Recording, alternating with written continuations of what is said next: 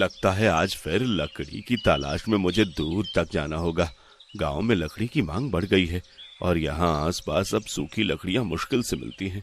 शायद शायद आज कोई अच्छी लकड़ी मिल जाए, जिससे बेचकर मेरी बहन के लिए कुछ अच्छा खरीद सकूं। इतना सोचकर वो जंगल के गहरे हिस्से की ओर चल पड़ता है।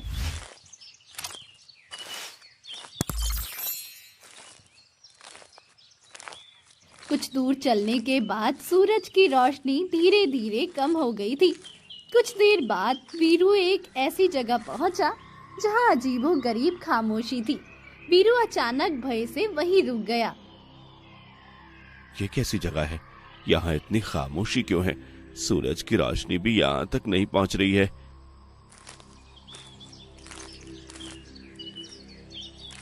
वीरू सावधानी से आगे बढ़ता है।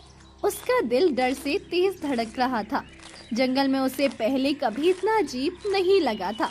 तभी उसकी नजर एक चमकदार लकड़ी के टुकड़े पर पड़ी। ये क्या? आज तक मैंने ऐसी लकड़ी कभी नहीं देखी। ये तो चमक रही है। क्या ये कोई जादुई लकड़ी है? अगर ऐसा है तो मेरे सारे दुख दूर होने वाले हैं। वीरू धीरे से उस लकड़ी के टुकड़े के पास जाता है।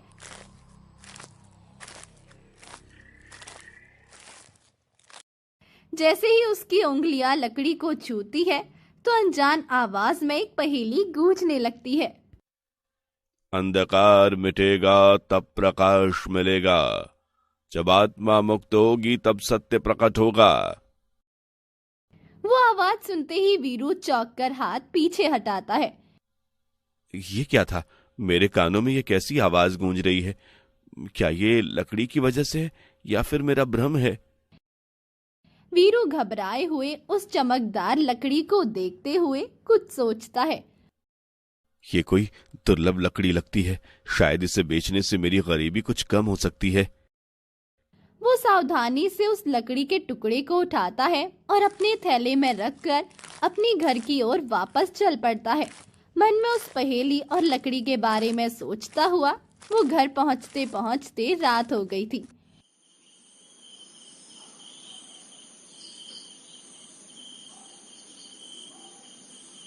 इतनी चमकदार लकड़ी अब जाने किस काम आएगी, पर इसे बेचने में शायद कुछ पैसे मिल जाए या कोई नया औजार बन जाए।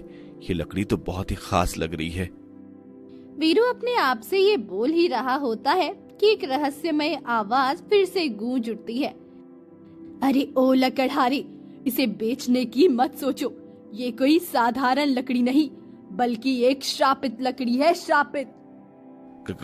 कौन हो तुम और ये क्या कह रहे हो? मैं इसी लकड़ी के भीतर हूँ। तुम मुझे नहीं देख सकते लेकिन मैं तुम्हें सुन सकती हूँ। ये कोई साधारण लकड़ी नहीं बल्कि एक शापित वस्तु है जो एक रहस्य से बंधी है। वीरू घबराकर लकड़ी को हाथ से छोड़ देता है। वीरू के डर से पसीना छूटने लगा था। शापित? इसका मतलब ये लकड़ी तो मुझे जंगल में मिली थी। ये लकड़ी लाकर मैंने कोई गलती कर दी क्या? एक लकड़ी एक रहस्य के कारण रहस्यमय अंधेरे में डूबा हुआ है। सदियों पहले एक क्रूर जादूगर ने एक राजकुमारी को इस वृक्ष में कैद कर दिया था। उसी राजकुमारी की आत्मा इस लकड़ी में समाई हुई है। मैं ही वो राजकुमारी हूँ और मेरा नाम अनायशा है। लकड़ी की सारी बात सुनकर वीरू हक्का बक्का होकर लकड़ी को देखता रहता है। एक राजकुमारी, एक श्रापित लकड़ी और एक जादूगर, ये सब कहानियों की बातें थी जो अब उसके सामने हकीकत बन चुकी थी। तुम एक राजकुमारी और इस लकड़ी में ये कैसे संभव है? मुझे तो लग रहा है तुम कोई भूत हो। नहीं वीरू, मैं कोई भूत नहीं हूँ। मैं वर्षों से कैद में हूँ और अपनी मुक्ति की प्रतीक्षा कर रही हूँ। जब तुमने मुझे छुआ तो मेरा श्राप कुछ हद तक कमजोर हुआ है। तुम ही मेरा मुक्ति का मार्ग हो। वीरू, तुम्हारी ईमानदारी और तुम्हारी शुद्ध आत्मा ने मुझे अपनी मुक्ति की आशा दिखाई है। राजकुमारी अनायशा की बात सुनकर वीरू अविश्वास में अपना सिर हिलाता है। राजकुमारी, मैं आपकी मदद कैसे कर सकता हूँ? मैं तो बस एक साधारण सा लकड़हारा हूँ। मैं किसी जादू या शाप के बारे में कुछ नहीं जानता। मेरी मुक्ति तभी होगी जब कोई बहादुर और निस्वार्थ व्यक्ति अमावस्या की रात में जंगल के सबसे गहरे हिस्से में स्थित भूल भुलैया कुंड से पुंजीवन पुष्प लाएगा। वो पुंजीवन पुष्प ही मुझे इस शाप से मुक्ति दिला सकता है। वीरू को उस भूल भुलैया कुंड का नाम सुनकर ही डर लगने लगा था। उसने भूल भुलैया कुंड के बारे में कई भयानक कहानियां सुनी थी, जहां से कोई वापस नहीं आया था। भूल भुलैया कुंड?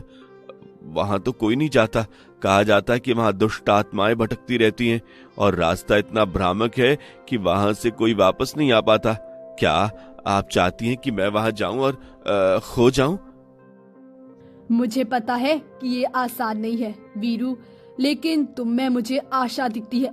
तुम्हारी ईमानदारी और साहस ही मुझे मुक्ति दिला सकती है। मेरे पास और कोई रास्ता नहीं है।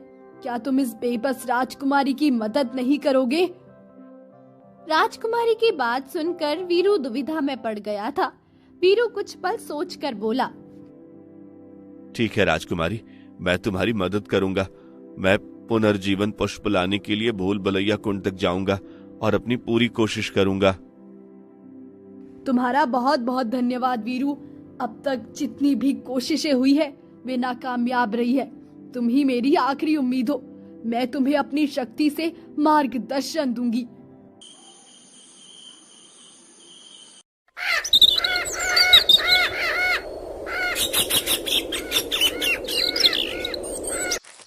अगले दिन वीरू भूल भुलैया कुंड की ओर निकल पड़ा। उसने वो शापित लकड़ी को अपने थैले में सावधानी से रखा लिया था।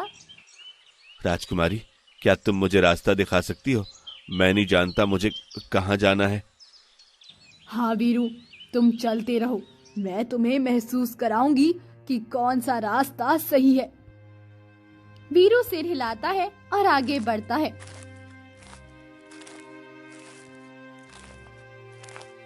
जैसे जैसे वो जंगल के और गहरे हिस्से में जाता है, अचानक वीरू को अपने सामने कुछ अजीबोगरीब दिखाई देता है। अपने जीवन से प्यार करते हो तो वापस लौट जाओ। ये क्या है? कौन हो तुम और इस तरह मुझे क्यों डरा रहे हो? वापस चले जाओ लकड़हारे, यहाँ का रास्ता तुम कभी नहीं ढूंढ पाओगे और तुम भी यहीं खोकर रह जाओगे। अगर तुम अपनी बहन से प्यार करते हो तो यहाँ से लौट जाओ। वो भ्रामक आवाजें सुनकर वीरू डर जाता है और अपनी आंखें बंद करके राजकुमारी पर ध्यान केंद्रित करके उससे मन ही मन पूछता है, राजकुमारी, ये क्या हो रहा है? मुझे डर लग रहा है। ये आवाजें मुझे परेशान कर रही हैं। क्या मैं सच में यहाँ से वापस नहीं जा पाऊंगा? अब तुम ही मुझे सही रास्ता बताओ। ये केवल भ्रम है वीरू। इस जंगल की शक्ति तुम्हें रोकने की कोशिश कर रही है। इन पर ध्यान मत दो। ये तुम्हारी हिम्मत तोड़ना चाहती है। बस सीधे चलते रहो, सीधे। तुम्हारी ईमानदारी और तुम्हारा साहस ही तुम्हें इनसे बचाएगा। राजकुमारी की बात सुनकर वीरू गहरी सांस लेता है और अपनी आंखें खोलकर उस आवाजों को अनसुना करते हुए आगे बढ़ा। अरे ओ मूर्ख, मेरी बात बिना माने आगे की ओर जा रहा है। तू वहां से कभी लौट कर वापस नहीं आ पाएगा। तेरे पास अभी भी मौका है। वापस लौट जा और अपनी जान बचा ले। बिना कुछ जवाब दिए वीरू आगे की ओर चल पड़ा। कुछ पल चलने के बाद उसे एक आश्रम दिखाई दिया। थका हुआ वीरू उस आश्रम की ओर चल पड़ा, जहाँ एक साधु बाबा बरगद के पेड़ के नीचे ध्यान कर रहे थे। प्रणाम बाबा, मैं आपकी ध्यान भंग करने के लिए क्षमा चाहता हूँ। वीरू की आवाज सुनकर साधु ने अपनी आंखें खोली और जैसे ही साधु की नजर वीरू पर पड़ी, वीरू के साथ मौजूद श्रापित लकड़ी और वीरू के पूरे जीवन को एक पल में पढ़ लिया। विजय हो पुत्र, इतनी दूर इस घने जंगल में तुम क्या कर रहे हो? क्या तुम मार्ग भटक गए हो या तुम किसी उद्देश्य से यहाँ आए हो? बाबा, मुझे एक राजकुमारी को श्राप मुक्त करवाना है और उसके लिए मुझे भूल भुलैया कुंड से पुनर्जीवन पुष्प लेकर आना है, पर मुझे ये नहीं पता कि मुझे आगे क्या करना है। तो तुम उसी राजकुमारी के लिए आए हो। मुझे ज्ञात था कि कोई ना कोई रहस्य को सुलझाने आएगा। मैं इस जंगल में कई दशकों से रह रहा हूं और मैंने इस श्राप की गाथा सुनी है। ये कोई साधारण गाथा नहीं है, ये प्रेम, विश्वास और धोखे की कहानी है। क्या आप मुझे उस श्राप और कुंड के बारे में विस्तार से बता सकते हैं बाबा? क्या आप जानते हैं राजकुमारी को किस क्रूर जादूगर ने कैद किया था? हाँ पुत्र, सदियों पहले यहां एक शक्तिशाली और क्रूर जादूगर रहता था जिसका नाम विलोम था। उसने अपनी शक्ति को बढ़ाने के लिए राजकुमारी अनायशा को एक वृक्ष में कैद कर दिया ताकि उसकी आत्मा का उपयोग कर सके और अमर हो जाए। उसके बाद श्राप के कारण ही जंगल का यह हिस्सा अंधेरे में डूबा हुआ है और भ्रम पैदा करता है। भूल भुलैया कुंड उस श्राप का केंद्र बिंदु है।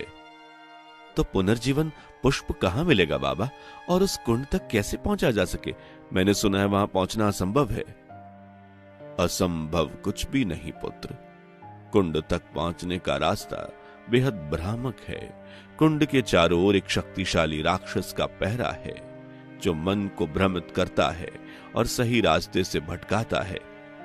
तो मुझे क्या करना होगा बाबा? मुझे सही रास्ता कैसे मिलेगा? तुम्हें अपनी आत्मा की शुद्धता, निस्वार्थता पर भरोसा करना होगा।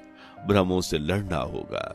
वे केवल तुम्हारे मन को विचलित करने की कोशिश करेंगे, तुम्हें तुम्हारी सबसे गहरी कमजोरियों से डराएंगे।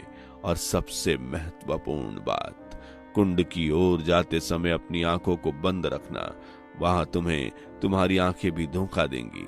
वे तुम्हें ऐसे दृश्य दिखाएंगी जो तुम्हें भटका देंगे, तुम्हें विलोम के जाल में फंसा देंगे। केवल अपने हृदय और राजकुमारी की आवाज पर भरोसा करना। वीरू ये सुनकर आश्चर्यचकित हो जाता है। आंखों को बंद करके चलना एक बड़ी चुनौती थी, खासकर एक अनजाने और खतरनाक जंगल में। आंख को बंद करके तो बड़ा मुश्किल होगा बाबा, मैं कैसे चल पाऊंगा आंखें बंद करके? यही तुम्हारी परीक्षा है पुत्र। जो आंखों से दिखता है वो हमेशा सत्य नहीं होता। कुंड के पास अदृश्य शक्तियां तुम्हें रोकने की कोशिश करेंगी, लेकिन तुम्हारी हिम्मत और राजकुमारी के प्रति तुम्हारी सच्ची भावना ही तुम्हें बचाएगी। अमावस्या की रात में कुंड की शक्ति अपने चरम पर होगी और तभी तुम पुनर्जीवन पुष्प को छू पाओगे। जाओ पुत्र, तुम्हारी नियति तुम्हें पुकार रही है। मैं समझ गया बाबा, आपका बहुत बहुत धन्यवाद बाबा। वीरू ने साधु की बात मानकर अपनी आंखें बंद कर आगे चलने लगा। ये एक अंधविश्वास नहीं था, बल्कि एक विश्वास का कार्य था। वो धीरे धीरे आगे बढ़ रहा था, अपने हाथों से रास्ता टटोलते हुए और पैरों से जमीन महसूस करते हुए। राजकुमारी की आवाज जो अब उसके थैले में रखी लकड़ी से निकल रही थी, उसे सही दिशा में मार्गदर्शन कर रही थी। सीधा चलते रहो वीरू, तुम सही दिशा में हो। मुझे महसूस हो रहा है कि हम करीब आ रहे हैं। अचानक वीरू को अपने आसपास अजीबोगरीब आवाजें सुनाई देने लगती है। अंधे, जहाँ तुम जाना चाहते हो तुम वहाँ कभी नहीं पहुँच पाओगे। ये तुम्हारी सबसे बड़ी गलती है कि तुम अपने परिवार को छोड़कर यहाँ पहुँचे हो। भाग जाओ यहाँ से, वरना तुम मारे जाओगे। वो आवाज सुनकर डर के मारे वीरू को अपनी आंखें खोलने का मन करता है, लेकिन वो साधु की चेतावनी को याद करता है। अपनी आंखें कभी मत खोलना, तुम्हें तुम्हारी ही आंखें धोखा देंगी। साधु की बात याद कर कर वीरू मन में सोचता है, नहीं नहीं, मुझे आंखें बंद रखनी होगी।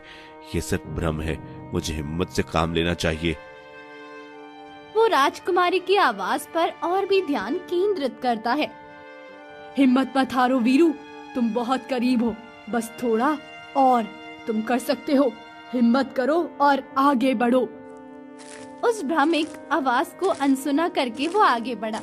कुछ दूर चला ही होगा कि अचानक वीरू को ऐसा महसूस होता है जैसे वो एक बड़े खुले स्थान पर पहुंच गया है। उसे पानी की आवाज सुनाई देती है, जैसे कोई बड़ी झील या कुंड हो। उसे महसूस हुआ कि वो भूल भुलैया कुंड तक पहुंच गया। लगता है हम भूल भुलैया पहुंच गए।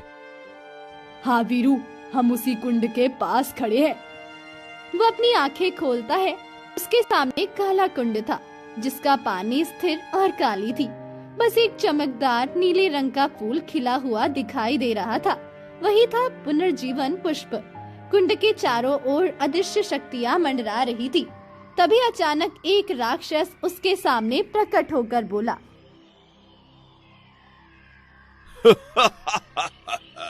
तो तुम ही हो वो लकड़हारे जो पुनर्जीवन पुष्प को लेने आया है। तुम इस पुनर्जीवन पुष्प को यहाँ से कभी नहीं ले जा सकते। ये हमारा धरोहर है। तुम यहाँ से वापस चले जाओ। ऐसा ना हो कि यह पुनर्जीवन पुष्प ही तुम्हारी मौत का कारण बने। राक्षस की बात सुनकर कुछ पलों के लिए वो डर गया, मगर हिम्मत करके बोला, इस पुनर्जीवन पुष्प को तो मैं लेकर ही रहूंगा, क्योंकि मैंने एक राजकुमारी को वचन दिया है। इसके बदले मेरी जान ही क्यों ना चली जाए, मैं यहाँ से वापस नहीं जाने वाला। बड़ा ढीठ लगता है तू अपनी एक छोटी वचन को निभाने के लिए अपने प्राण खोने को तैयार है। राक्षस, तुझे ये छोटा वचन लग रहा होगा, पर मेरे लिए मेरा वचन ही सब कुछ है। वीरू की बात सुनकर राक्षस ने नरम स्वर में बोला, युवक, लगता है तुम नेक दिल इंसान हो। फिर भी तुम्हें ये पुनर्जीवन पुष्प चाहिए तो मेरे एक सवाल का जवाब देना होगा। अगर नहीं दे पाए तो इसी तालाब के अंधेरे कुएं में डूब जाओगे। मुझे मंजूर है, पूछो अपना सवाल। तो ध्यान से सुनो। वो तुम्हारे बिना है, पर तुम उसके बिना नहीं हो। वो हल्की है, पर उसे कोई उठा नहीं सकता। वो हर जगह है, पर उसे कोई देख नहीं सकता। बोलो क्या है? राक्षस की बात सुनकर वीरू शांति से अपनी दोनों आंखें बंद करके राजकुमारी अनायशा पर ध्यान लगाता है। तभी उसके कानों में एक जवाब सुनाई देती है, वो हवा है, वो हमारे बिना है। हम उसके बिना नहीं है, पर वो हल्की है, पर उसे हम नहीं उठा सकते। वो हर जगह है, पर उसे कोई नहीं देख सकता। तुमने बिल्कुल सही उत्तर दिया युवक। अब तुम ये पुनर्जीवन पुष्प ले जा सकते हो। इतना बोलकर राक्षस अदृश्य हो गया। राक्षस के अदृश्य होते ही उस पुनर्जीवन पुष्प के पास जाने का रास्ता दिखने लगा। राजकुमारी, हम जीत गए। उस पुनर्जीवन पुष्प के पास आने का रास्ता मिल गया। अब तुम उस जादूगर के श्राप से मुक्त हो जाओगी। और फिर वीरू ने उस श्रापित लकड़ी को उस फूल से छुआ, पर जमीन पे जैसे ही रखा कि एक रोशनी के साथ राजकुमारी असली रूप में आ गई। बहुत बहुत शुक्रिया वीरू, जो तुमने मुझे नया जीवन दिया है। इसमें शुक्रिया की कोई बात नहीं राजकुमारी, ये तो मेरा फर्ज था। अब आप ये बताइए, मैं आपको कहाँ छोड़ दूं? वीरू, मुझे ये भी नहीं मालूम है कि अब इस दुनिया में मेरा कोई अपना है भी या नहीं। हो सके तो तुम ही मुझे अपना लो और मुझे अपनी पत्नी बना लो। आप ये कैसी बात कर रही हैं? राजकुमारी, मैं गरीब लकड़हारा हूँ और आप एक राजकुमारी। हमारा कोई मेल नहीं। ऐसा न हो कहो वीरू, तुम एक निस्वार्थ और सच्चे इंसान हो। तुम मुझे अपने साथ जैसे रखोगे, मैं तुम्हारे साथ खुशी खुशी अपनी सारी जिंदगी बिता लूंगी। बस तुम मुझे अपने से दूर मत करो। ठीक है राजकुमारी, जो आपको उचित लगे। फिर दोनों एक खुशहाल जीवन बिताने लगे।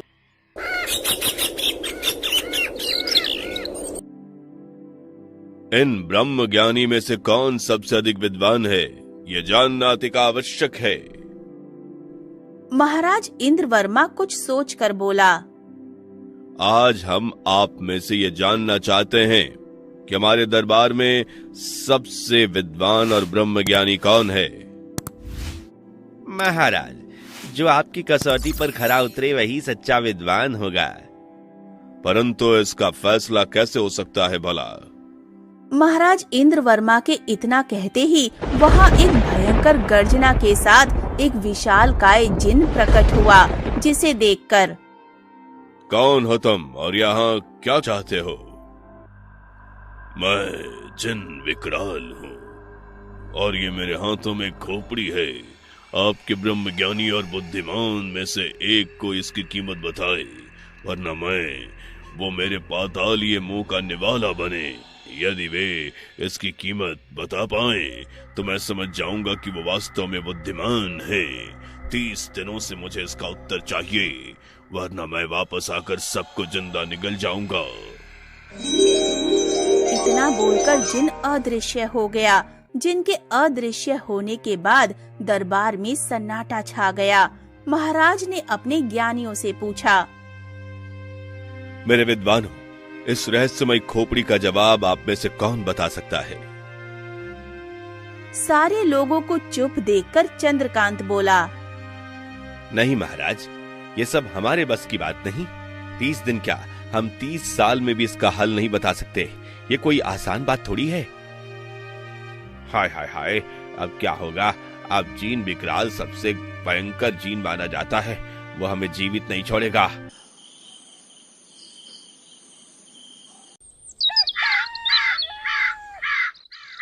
दस दिन बीत गए, फिर 20 दिन। जिसे गांव का सबसे बड़ा मूर्ख कहा जाता था, लकड़हारा दयाराम, वो महाराज इंद्रवर्मा के पास पहुंचा।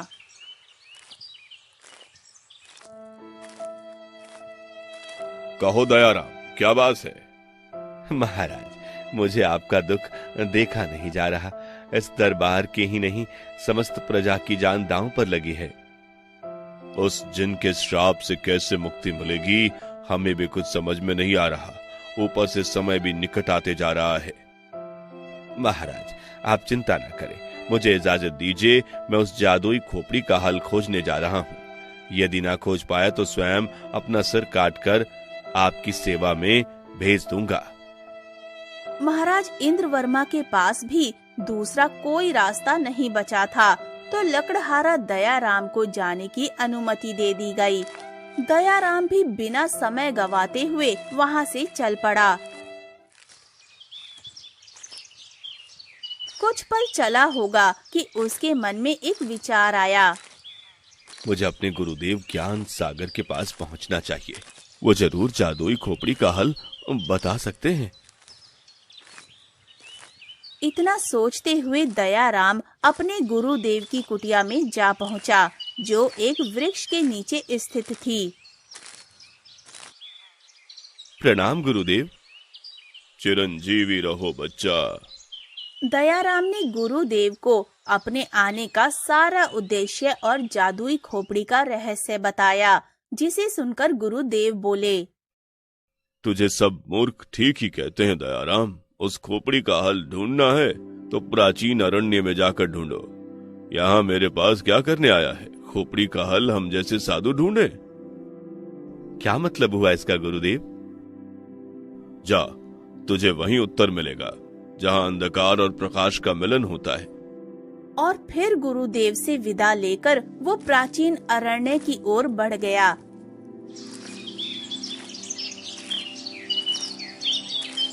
चलते चलते दयाराम एक घने और भयंकर जंगल में जा पहुंचा, जो कि देखते ही डरावना लग रहा था। एक बड़े से पेड़ को देखकर दयाराम सोचने लगा, रात होने वाली है।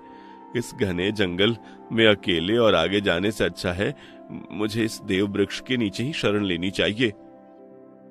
इतना सोचकर दयाराम उस देव वृक्ष पर चढ़कर बैठ गया। यहाँ मैं आराम से समय बिता सकता हूँ। अब मुझे किसी अदृश्य प्राणी या भूत प्रेत की कोई खतरा नहीं है। आधी रात होने को थी। दयाराम को डर के कारण नींद भी नहीं आ रही थी। तभी अचानक दयाराम बड़ी जोर से चौंक पड़ा।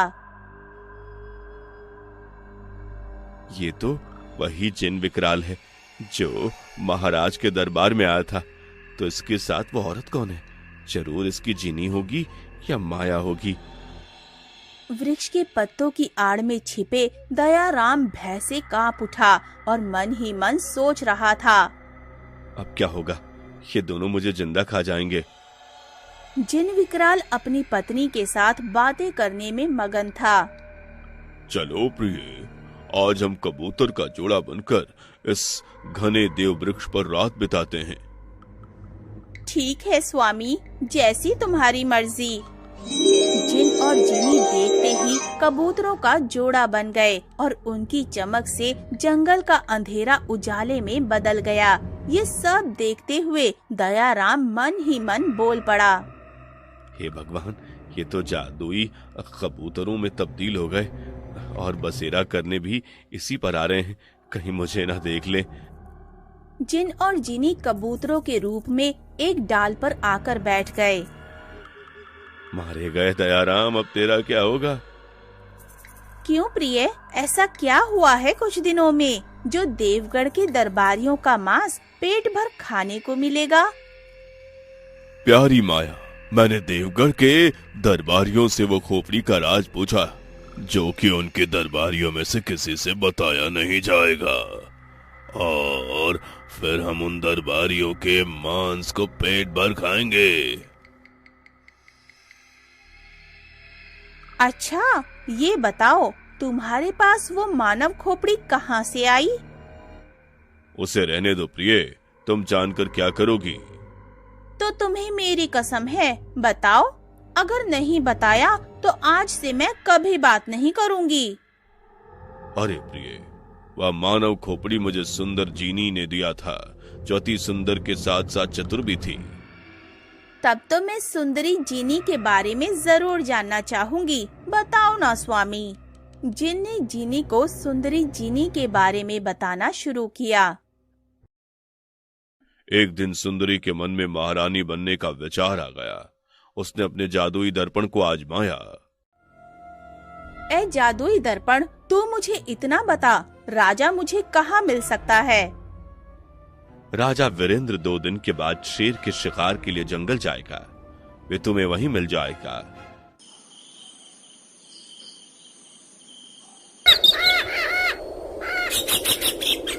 2 दिन बाद। मंत्री, हमने तो सुना था इस जंगल में शेर आदि बहुत हैं, परंतु हमें कुछ दिखाई नहीं दे रहा। थोड़ा सब्र कीजिए महाराज, यदि इस जंगल में शेर होंगे तो मिल ही जाएंगे। चलो मंत्री, हम उस तरफ चलते हैं।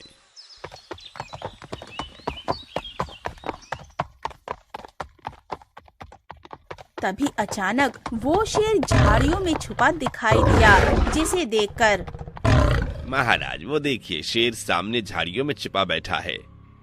शेर अब हमारे तीरों से नहीं बचेगा। और फिर उस राजा वीरेंद्र ने अपने तीर से उस शेर के ऊपर वार कर दिया और वो तीर सीधा जाकर शेर को लग गया।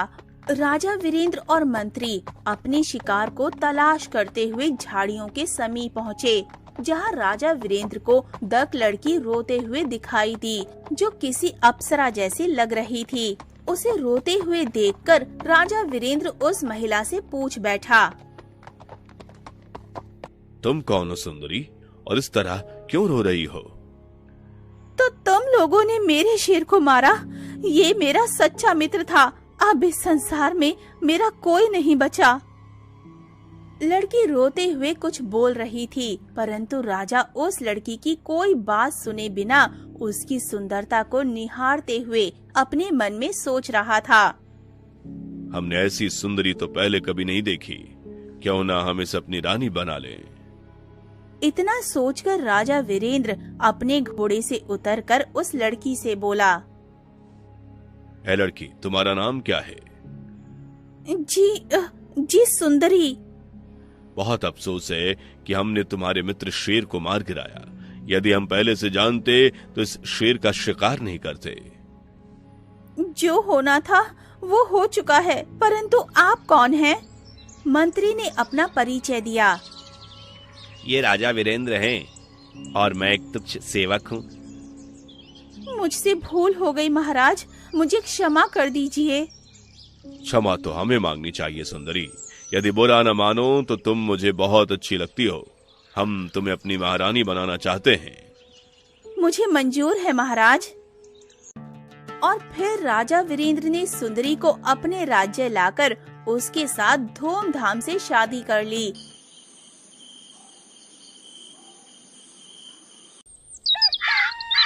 कुछ महीनों के बाद, महाराज मैं यहाँ से जाना चाहती हूँ। क्या हुआ रानी, यहाँ तुम से किसी ने कुछ कहा? नहीं महाराज, मुझे तो किसी ने कुछ नहीं कहा, पर मेरा मन यहाँ पर नहीं लगता है। पर तुम्हें क्या हुआ है, कुछ तो बताओ। महाराज आप तो पहले से ही शादीशुदा थे, जो कि आपने मुझे नहीं बताया, इसलिए अब मैं यहाँ रहना नहीं चाहती हूँ। राजा वीरेंद्र सुंदरी की बात सुनकर चिंतित हो उठे। सुंदरी तो थी ही मक्कार जादूगरनी जिनी, जो कि रानी बनने के चक्कर में राजा वीरेंद्र को मोहित कर चुकी थी। सुंदरी मुंह बनाते हुए फिर से बोली, महाराज मेरा क्या है, मैं तो जंगल से आई हूँ, जंगल में चली जाऊंगी। आप मेरे लिए क्यों चिंता कर रहे हो? नहीं सुंदरी, तुम इस तरह से हमसे बात मत करो। तुम हो तो मैं हूँ, वरना मैं भी तुम्हारे साथ जंगल ही चला जाऊंगा। राजा वीरेंद्र की बात सुनकर सुंदरी मन ही मन हंसते हुए सोच रही थी, लगता है मेरा निशाना सही जगह पर लगा है। देखती हूँ वो दोनों रानी कब तक मेरे सामने टिक पाएंगी।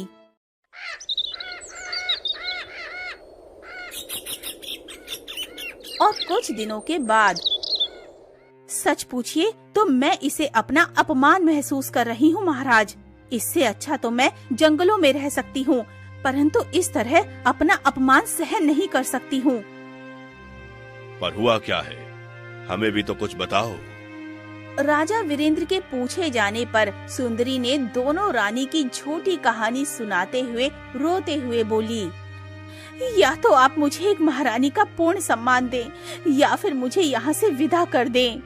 सुंदरी के जाल में मोहित राजा वीरेंद्र ने तुरंत अपनी दोनों रानियों को बुलाया। बड़ी रानी के कोई औलाद नहीं थी, परंतु दूसरी रानी के 7 साल के बाद गर्भवती हुई थी और उसके गर्भ में एक बालक पल रहा था। दोनों रानी ने महाराज के निजी कक्ष में प्रवेश किया। अब से तुम दोनों हमारी पटरानी का दर्जा रखोगी और सुंदरी महारानी के, और हाँ, उनका हर आदेश तुम दोनों को मानना होगा। अब तुम दोनों यहाँ से जा सकती हो। दोनों रानी के जाते ही राजा वीरेंद्र सुंदरी से बोला, अब तो खुश होना प्रिय। जी महाराज। परंतु सुंदरी को इतना सब करके भी चैन नहीं मिला था।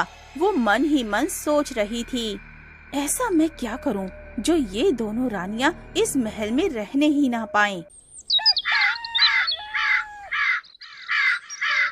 जब सुंदरी को पता चला कि दूसरी रानी के प्रसव का महीना चल रहा है और कुछ ही दिनों में वो माँ बन जाएंगी, मेरे बच्चे से पहले ही बड़ी रानी का बच्चा वहाँ का उत्तराधिकारी बनेगा, मैं ऐसा कभी नहीं होने दूंगी।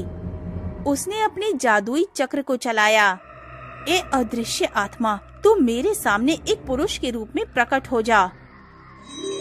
और तभी वहाँ पर एक आत्मा एक पुरुष के रूप में प्रकट हुई। जादूगरनी सुंदरी, तुमने मुझे यहाँ क्यों बुलाया?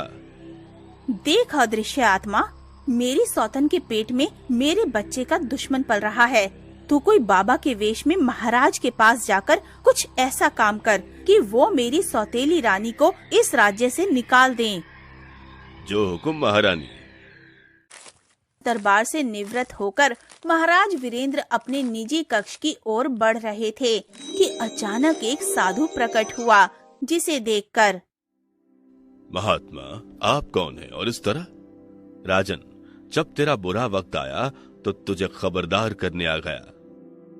मुझे कुछ समझ नहीं आया बाबा, आप निसंकोच कहिए। तो सुन ले, तेरी दोनों रानियां तेरा सर्वनाश करने पर तुली हैं। वो दोनों मिलकर तेरी नई रानी को समाप्त करने की ठान चुके हैं। यदि कल सुबह का सूरज निकलने से पहले तूने उन रानियों को कठोर दंड देकर राजमहल से ना निकाला, तो फिर नई रानी की हत्या को तू भी नहीं टाल सकेगा। इतना कहकर साधु अदृश्य हो गया। साधु की बात सुनकर राजा चिंतित होकर मन में सोचने लगा। वो बाबा अवश्य चमत्कारी बाबा थे। उन्होंने जो भी कहा मेरे हित में कहा होगा। पहले कई बार सुंदरी ने भी मुझे दोनों रानियों से सचेत करवाया था, परंतु मैं ही दोनों का षड्यंत्र नहीं समझ पाया। मैं उन दोनों को ऐसा दंड दूंगा कि जब तक वे जीवित रहे हमेशा उन्हें एक सबकी सबक की तरह याद रहे। तभी राजा वीरेंद्र जल्लादों के साथ रानी के वास में पहुँचे। रानियां उन सब को देखकर थर थर कांपने लगीं। जल्लादो, इन दोनों की आंखें निकाल लो और सूर्योदय से पहले राज्य की सीमा के बाहर छोड़ दो, जहां इन्हें अंधकार वन में भटकना पड़े। यही इनकी सजा है। राजा वीरेंद्र की इतनी कठोर सजा सुनकर रोते हुए रानी बोली, प्राणेश्वर, आप ये क्या कर रहे हैं? हम सब पर रहम कीजिए। इनसे क्या रहम की भीख मांग रही हो दीदी, जो खुद अंधा हो गया हो। यहाँ इस तरह रहने से अच्छा तो हम अंधे होकर जंगल में ही रह लेंगे। जल्लादों ने उन रानियों की आंखें निकाल ली और सिपाहियों ने उन्हें राज्य की सीमा से बाहर अंधकार वन में जाकर छोड़ दिया। हे भगवान, हमारी रक्षा करना और राजा को सद्बुद्धि देना।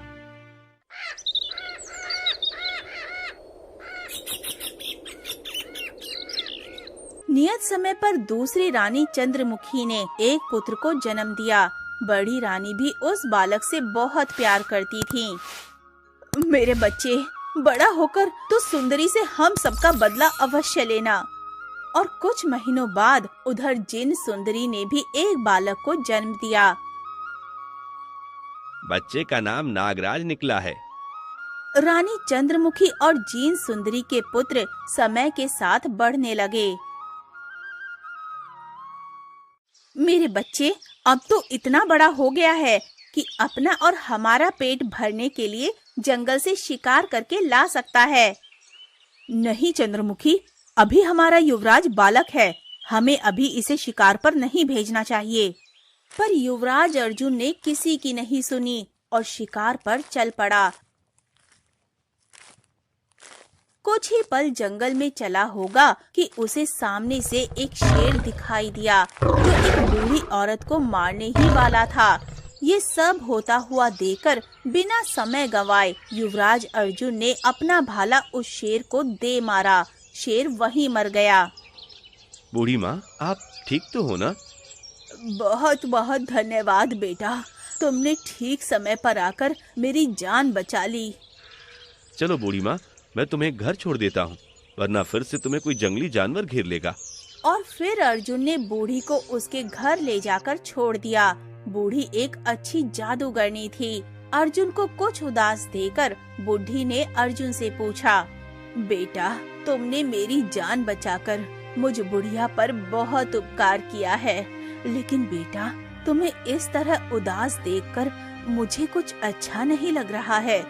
अगर तुम्हें बुरा ना लगे तो तुम अपनी परेशानी मुझे बता सकते हो सकता है मैं तुम्हारी कोई मदद कर सकूं।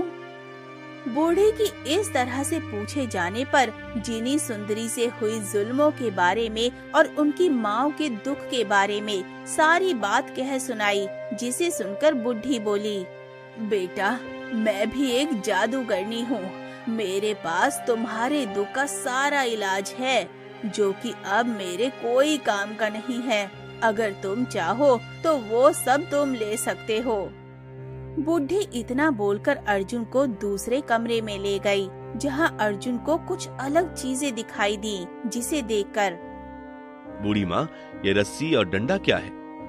ये रस्सी जिसे कहो उसे बांध देती है, और वो डंडा जिसके सिर पर फिराओ वो अपनी सारी सच्चाई अपने मुंह से बकने लगता है। तभी अचानक उसकी नजर कुछ आँखों पर पड़ी, जिसे देखकर अर्जुन पूछ बैठा, बूढ़ी माँ, ये आंखें क्या हैं और बिना कोई चेहरा के जीवित कैसे है? बेटा, जिसकी आंखें ना हो ये उन्हें लगा दो, उन्हें दिखाई देने लगेगा। इतना सुनकर अर्जुन की खुशी का कोई ठिकाना नहीं था। तुरंत वो बुढ़िया से बोला, बूढ़ी माँ, ये तीनों जादुई सामान मैं ले जा सकता हूँ क्या? हाँ बेटा, ले जाओ। वैसे भी अब ये सब मेरे कोई काम का नहीं है। और फिर बिना देर किए हुए अर्जुन ने वो तीनों जादुई सामान लेकर अपने घर की ओर चल पड़ा। अर्जुन अपनी माताओं के समक्ष पहुंचा और सारी कहानी बताते हुए अपनी माताओं की आंखें लगा दी। हमें दिखाई दे रहा है बेटा। हाँ मेरे लाल, हम तुम्हें देख सकते हैं। तुमने हमें नया जीवन दे दिया है। माँ, अब तुम दोनों आराम करो, मैं जा रहा हूँ तुम्हारा हक वापस लाने। अब अर्जुन राजमहल पहुंचा तो सुंदरी और नागराज दोनों साथ थे। महाराज, मैं आपकी आंखों के सामने एक झूठ का पर्दा हटाना चाहता हूँ और एक अंधेरी सच्चाई आपके सामने लाना चाहता हूँ। क्या कह रहे हो युवक? जो भी कहना है साफ साफ कहो।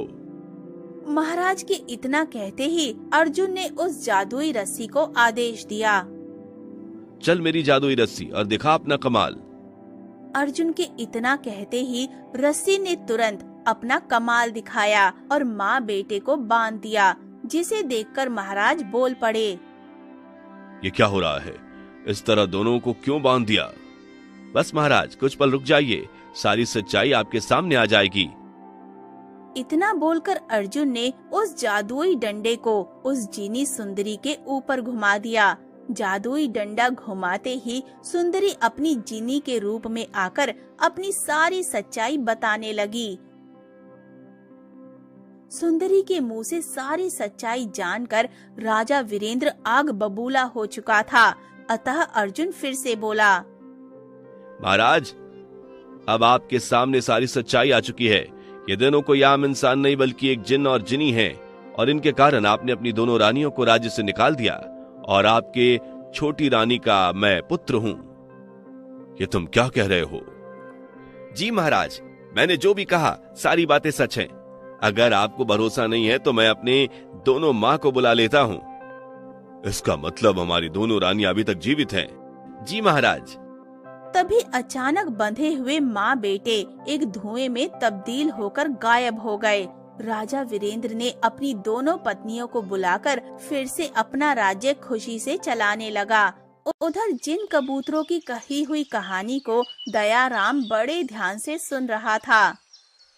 जानती हो प्रिय, मैं उसी सुंदरी जिनी का बेटा हूँ, नागराज, और राजा इंद्र वर्मा उसी राजा वीरेंद्र का वंशज है।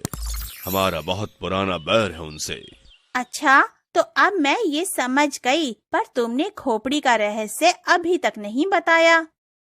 एक धागा लेकर खोपड़ी के कान में डालो। अगर वो मुंह से बाहर निकल आए तो उस खोपड़ी की कीमत 2 कौड़ी की भी नहीं, क्योंकि जो व्यक्ति कान से सुनकर मुंह से निकाल दे वो किसी काम का नहीं, और धागा कान में डालने पर पेट में रुक जाए तो उसकी कीमत अमूल्य है, क्योंकि जो आदमी किसी से कोई बात सुनकर अपने पेट में रख लेता है वो विद्वान होता है। इतना बोलकर भोर होने से पहले दोनों जिन कबूतर वहां से उड़ गए और लकड़हारा दयाराम भी पेड़ से उतरकर अपने घर वापस लौट चला। चलते हुए लकड़हारा दयाराम अपने मन में सोच रहा था। मुझे पता चल चुका है, अब राजा और उनकी प्रजा पर कोई संकट नहीं आने दूंगा।